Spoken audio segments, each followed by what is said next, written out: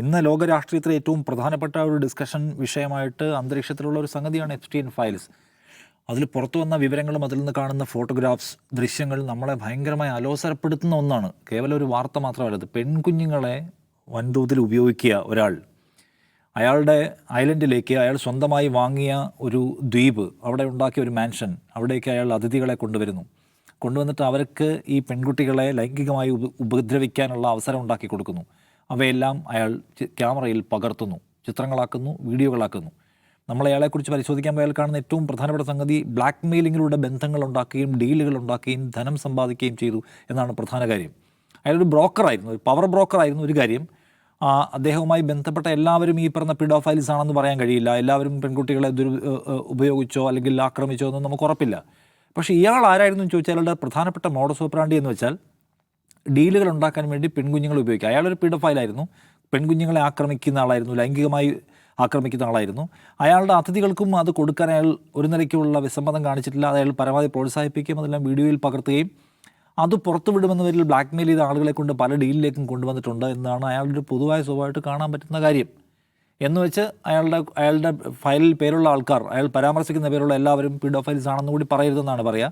രണ്ടാമത്തെ കാര്യം, അതുമായി ബന്ധപ്പെട്ട് പ്രചരിക്കുന്ന പല ഫോട്ടോഗ്രാഫ്സ്, ഇമേജുകൾ പലതും ഫാബ്രിക്കേറ്റഡ് ആണ് എന്നത് കൂടി കാണേണ്ട കാര്യമാണ്. പല ഗൾഫ് ലീഡേഴ്സിൻ്റെ ഒക്കെ പേരിൽ വരുന്ന പല സംഗതികളും വ്യാജമാണെന്ന് ഇപ്പോൾ കണ്ടെത്തിയിട്ടുണ്ട്.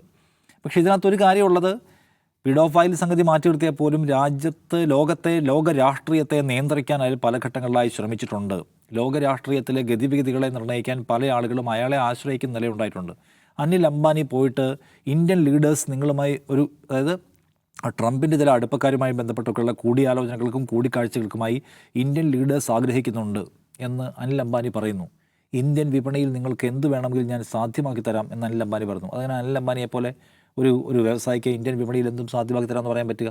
അദ്ദേഹം ഭയങ്കരമായിട്ട് സ്ട്രഗിൾ ചെയ്യുന്ന ആൾ കൂടിയാണ്.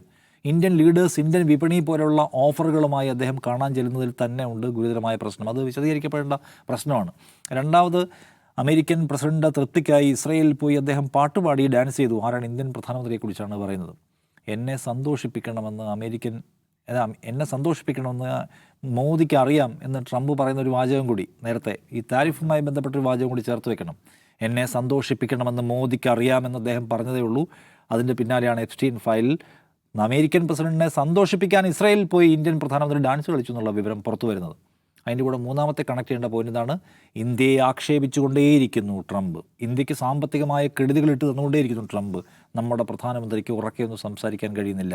ഇന്ത്യൻ പൗരൻ്റെ ആത്മാഭിമാനത്തിന് വേണ്ടിയും ഇന്ത്യയുടെ പരമവൈഭവത്തിന് വേണ്ടിയും സംസാരിക്കുന്നു പറയുന്ന മനുഷ്യൻ ഇന്ത്യക്കാരെ ആക്ഷേപിക്കപ്പെടുമ്പോൾ, ഇന്ത്യക്കാർ തൂത്തറിയപ്പെടുമ്പോൾ ഒരു അക്ഷരം മിണ്ടുന്നില്ല എന്ന് കാണുക.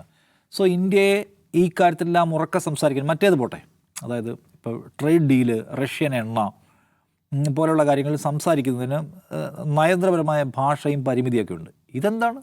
ഇതിനകത്ത് വളരെ കർക്കശമായ സമീപനം സ്വീകരിക്കണ്ടേ? അല്ലെങ്കിൽ